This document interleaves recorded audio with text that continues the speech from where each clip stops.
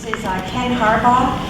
I don't know if he's related to the football coaches or not, but we're in Ohio, right? Not related to the football. He's a former U.S. Navy pilot and past president of Team Rubicon Global, which is a disaster relief organization that's helped to train over 100,000 military veterans as emergency responders.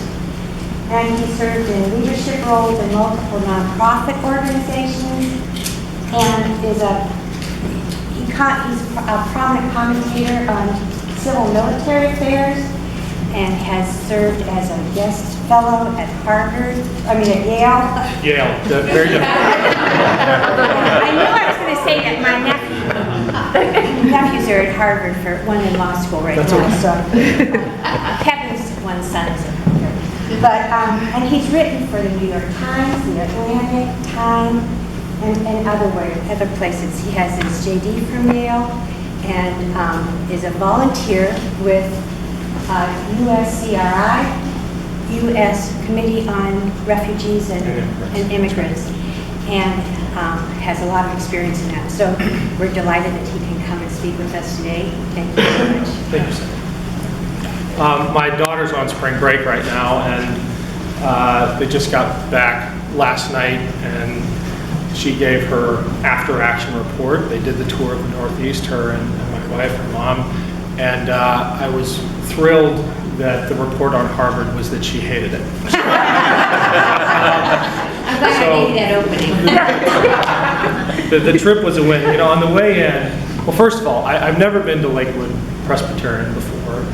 Thank you so much for the invitation. It is a gorgeous setting. As I was pulling in, literally the clouds parted and the sun opened up. Nice. And not 2 minutes later, I walk in and Cindy greets me and said, "Today we are mask optional." So it felt like part of the same thread. I'm sometimes, and I think you may appreciate this, sometimes a little bit apprehensive talking to church groups because of, frankly, the political climate that we're in, especially when it comes to welcoming the outsider.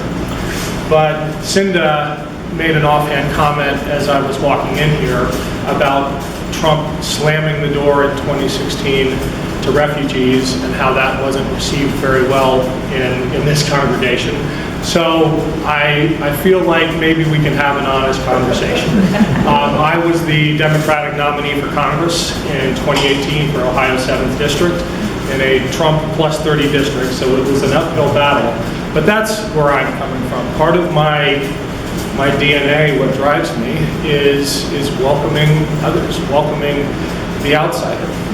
And I think part of my motivation to join the Navy in the first place was to stand up to boldness. When I got out of the Navy, that's when I went to law school.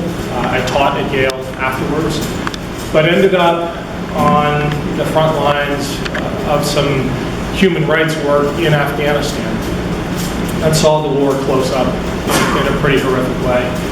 And over the years, I lost touch with my interpreter from that time, and I never really got over that because my interpreter was part of the Hazara minority community, which did not do well during the initial rule of the Taliban and is suffering horribly right now. And I thought about my interpreter a lot as I watched the fall of Kabul. I know that was such a gutting experience for all of us.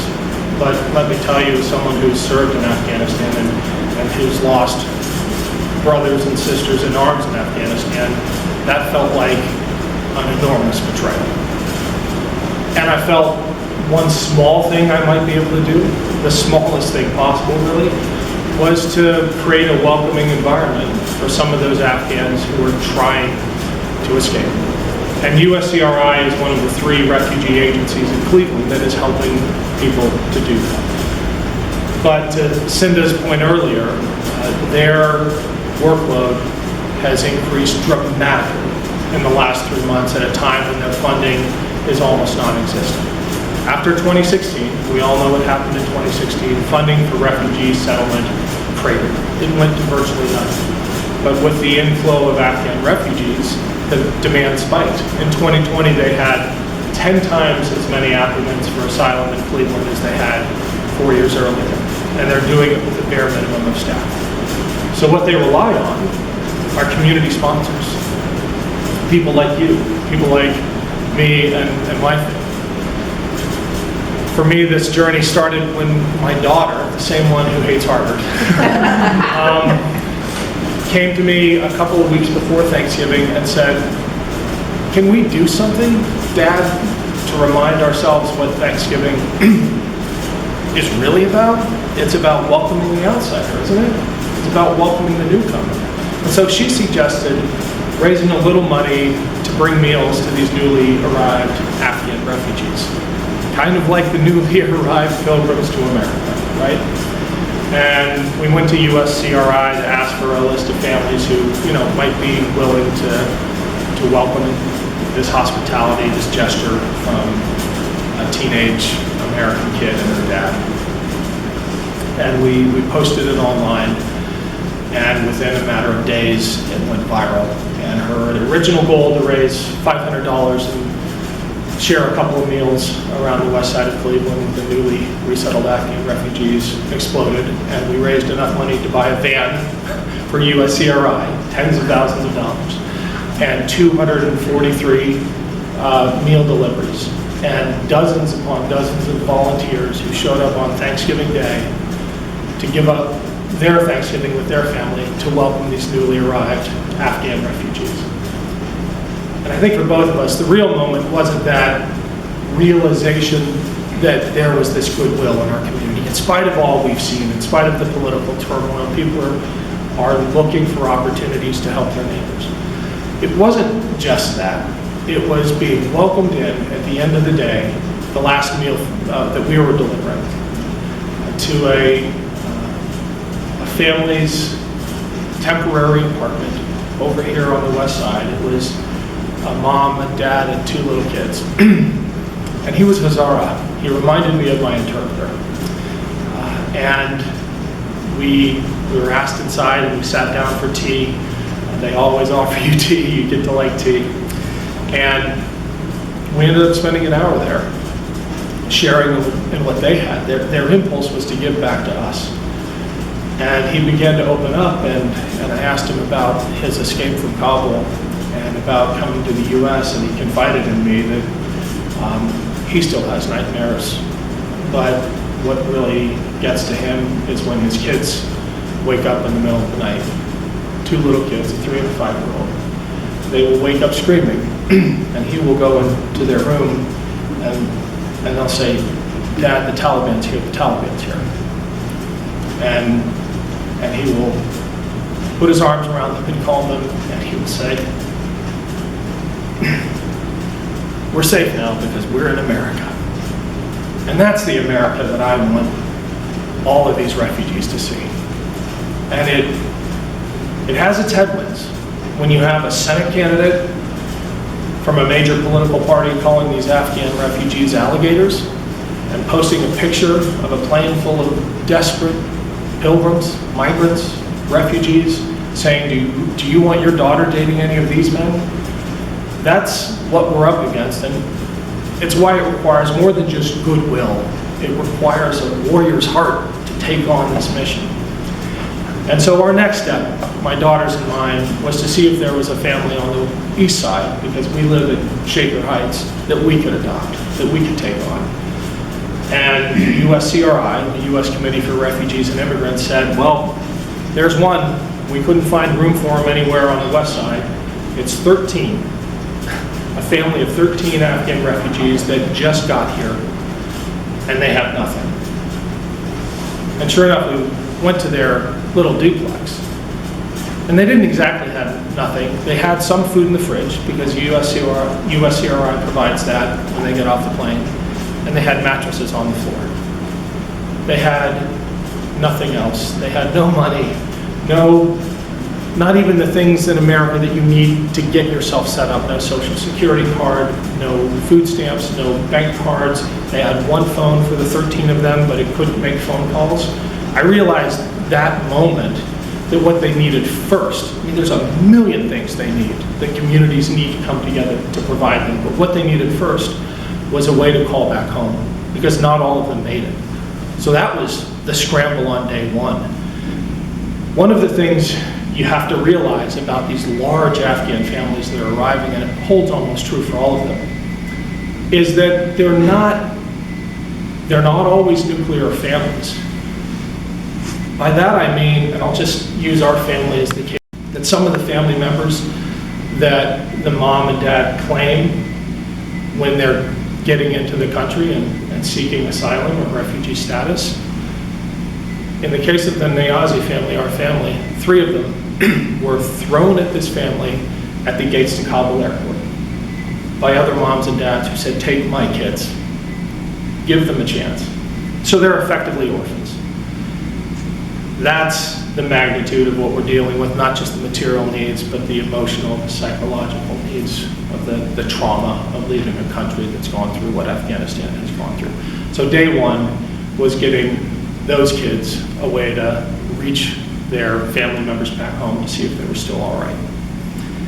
And then the rest begins, and it's just what seems like drudgery.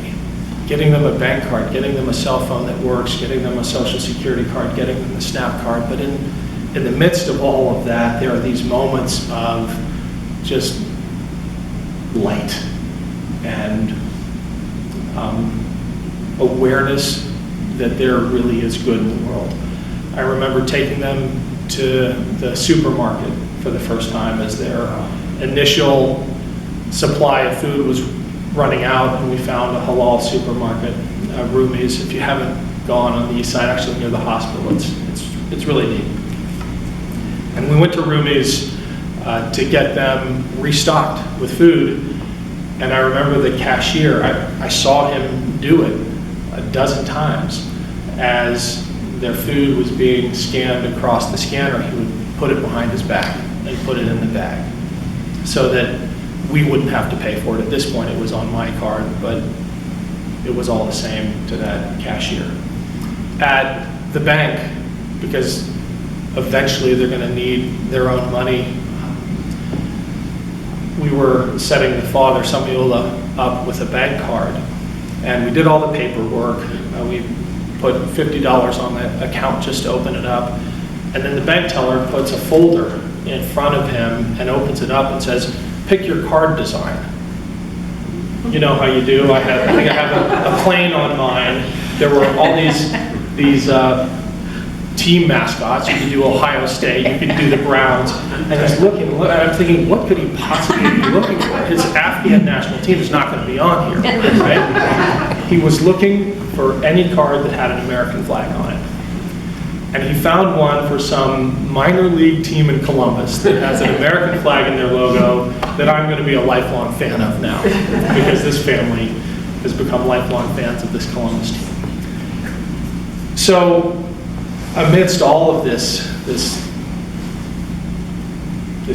grinding process to get a new family set up and a new life in this country, there have been plenty of moments like that. And they're starting to emerge too. They're starting to regain, I think, some of their humanity. I remember on that first day I met them seeing the ID cards for the kids just to make sure they had all of their documentation, and the looks in their faces on those ID cards, which were the pictures taken as they arrived in Qatar on that flight from Kabul.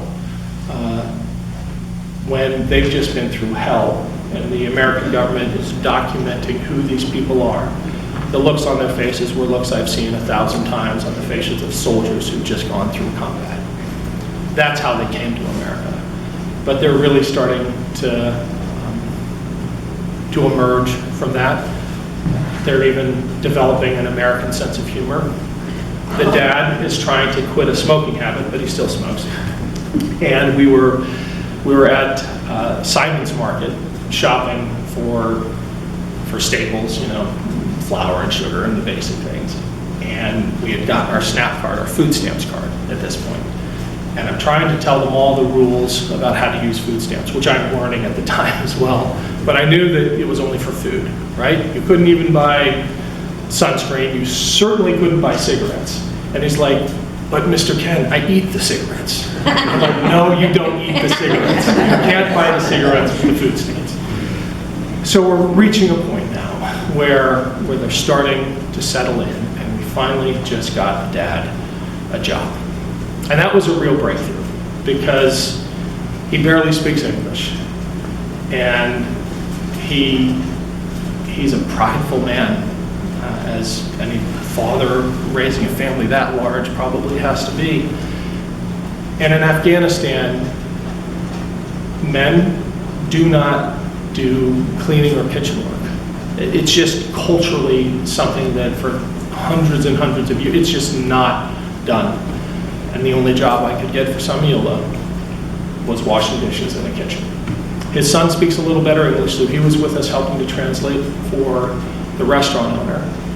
And I remember Samiola, hanging his head when we told him this was the job. This was the first job, right?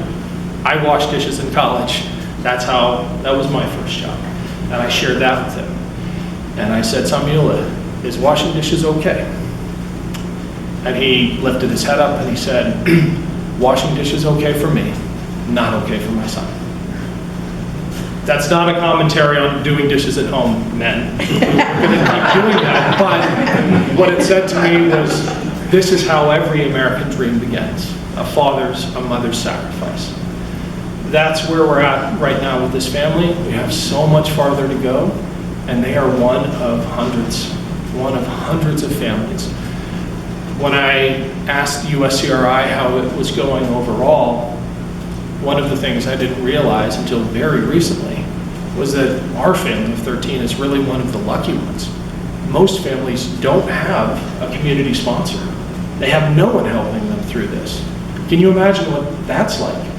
In the beginning, I used to intercept phone calls when we first got the phone for the family from telemarketers or from other people who would say, unless you send us money now, you're going to be in big trouble.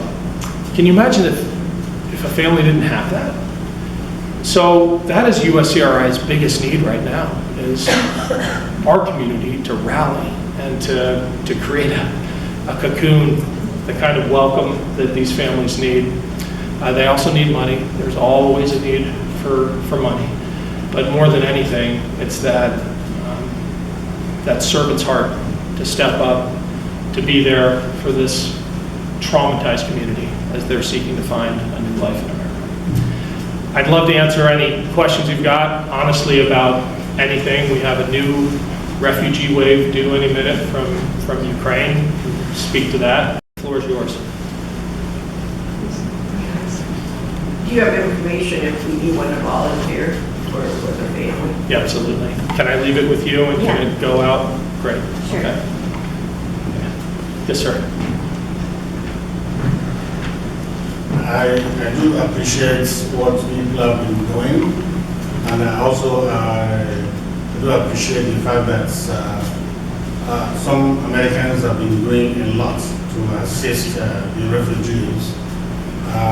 But the one thing that really bothers me is how some human beings think in terms of the causes. But now we are dealing with the consequences of all these things, violence going on in different parts of the world. I don't know how much effort is being put in place to make sure that things like wars or so on and so forth are not going on, instead of producing all these weapons and helping people to start fighting, doing this and that, creating wars that will lead to the refugees situation that we're having, especially, for example, in Ukraine. Yes. So, what kind of efforts is there to make sure that those things do not happen? My short answer is not enough. Not enough. I think for far too long we have seen, and I'm saying this from perspective of someone with a little bit of experience here, we have seen the military as the first resort and not the last resort. And I'm reminded of a story that one of our volunteers on this effort shared with me, former Navy SEAL, now an emergency room doctor. And he talks about the parable of the emergency room doctor seeing all of these casualties coming in, and he's also coming from the perspective of someone who's been on the front lines of conflict. And he talks about pulling people out of the river and patching them up.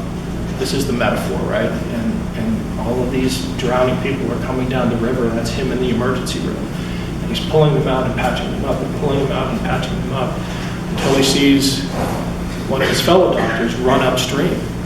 And he says, "What are you doing? The crisis is right here." And the other doctor says, "I'm trying to see why they're all falling in the river."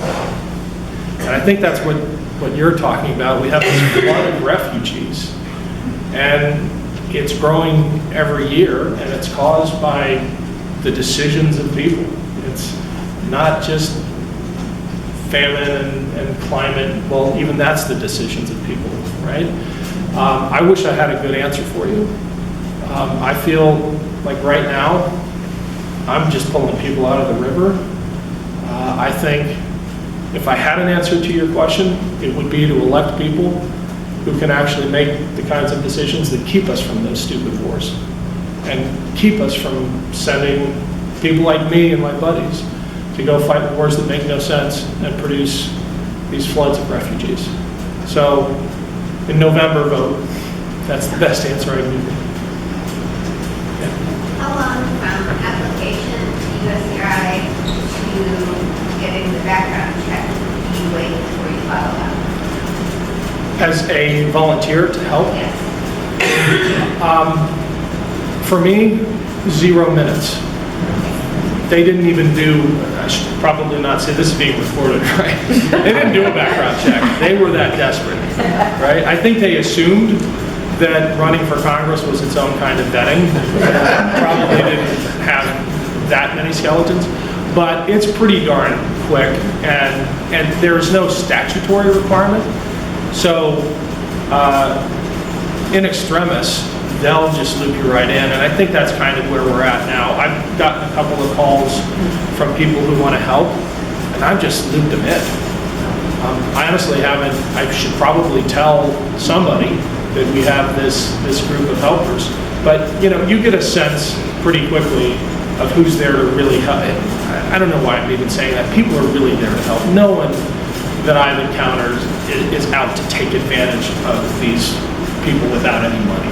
So I asked to put an application in, and they said you hear from a background check company and get an email with opportunities to volunteer, but I haven't. email me directly. How about email me directly? And Cindy, I'll just give you my personal email and reach out to me directly, and I'll plug you straight into the system. I think there's probably 2 pathways. There's the bureaucratic route, which is all the online forms, and then there's call the person who makes the decisions and get involved. That's what I did, and that's what I'd recommend. Yes? What's the next step for these families? Is there an intent to stay here, become citizens? Yeah, that's a great question. The goal with most of the infrastructure, or at least most of the thinking and writing around taking care of refugees, is to find a way for them to get back home, right? And restart their lives. That's not going to happen in this case. That is not going to happen. In the case of the Nayasi family, they left Afghanistan because the father was on a kill list. Why was he on a kill list? Because he was a barber for the British military 10 years ago. And that was enough for him to be on a Taliban hit list. They're not going back home. So the goal for them is to rebuild a life here. And that starts with the job, washing dishes in a kitchen. Eventually, it's about the kids getting an education and going to school and building enough of a life and stability to support their larger family. And I'll tell you, that to me is the long-term answer. The 13 family members, 9 of them are in school, and the little ones especially are just like sponges when it comes to language, when it comes to culture. One of the kids, after 2 weeks of school, was quizzing me on state capitals. I mean, that's the long-term answer, but boy, are there major hurdles in getting there. I asked the father what he wanted for his daughters, since I have some sensitivity to Afghan culture. And Samuel told me, doctors. All of them will be American doctors. So that's a pretty good plan. Yes, sir. A lot of you people know I have a lot of experience working with refugees over here and in Egypt where I used to live. So I'm asking a loaded question because I want you to answer and for them to hear. What specifically and for how long does the State Department and organizations provide? 3 months. They get welcome money. I think it's roughly $1,200 per individual that USCRI spreads out over 3 months. So it's not nothing. It's quick math, $14,400 for a family of 12, $15,600 for this family, right? But after that, you're on your own. $15,600 for a family of 13 has to cover rent, has to cover food, has to cover phones. If you want to drive, it has to cover, car payment and insurance. Something as simple as driving license. Turns out that's $1,000, and you have to have that to get your permit if you don't have any evidence of having driven anywhere else. It's $1,000 out of your $15,000 allotment. After those 3 months, you better have a job. You better have a way to support your family. And that's tough. Try supporting a family of 13 on a dishwasher salary. But we do give them a little help beyond that, the food stamps. So they get a little bit in the way to support their families, and they get health care because they're on Medicaid. But in terms of that welcome money, it's not very much and it doesn't last very long. So, what is the current State Department policy on deciding how many refugees come in from which country? Because I know there have been limits and changed over time. And as part of a second question with that, has the State Department allowed in refugees at all from the Tigray region of Ethiopia that's been under genocide, and what the Rohingya have gone through, which unfortunately was after 2016 and the limits were cut then? Short answer is I don't know specifics. I do know in general the bans on regional migration have been lifted. So there was the Muslim ban, and let's just call it what it was, targeted a handful of countries that were Muslim majority countries. That has been lifted since, that was the very first act, the very first executive order under the Trump administration. If you need a reminder of the priorities back then, that no longer exists. As far as the Tigray region or the Rohingya in Burma, I don't know the numbers, but I know that the restrictions have been lifted. It really is a matter of how many from each region are allowed in. I think the numbers have to go up. I know the numbers have to go up. We have a moral responsibility for that, but they are much, much higher than they were just a few years ago. I think I said this before, in 2020, USCRI alone had roughly 10 times the number as they did in 2016. Anyone else? Well, thank you all so much. Cinda, thank you again for hosting, and Cindy for putting this together. We really could use your help. Cindy, I'll make sure to give you my personal email address, and please share it with whoever wants to pitch in. Thank you all.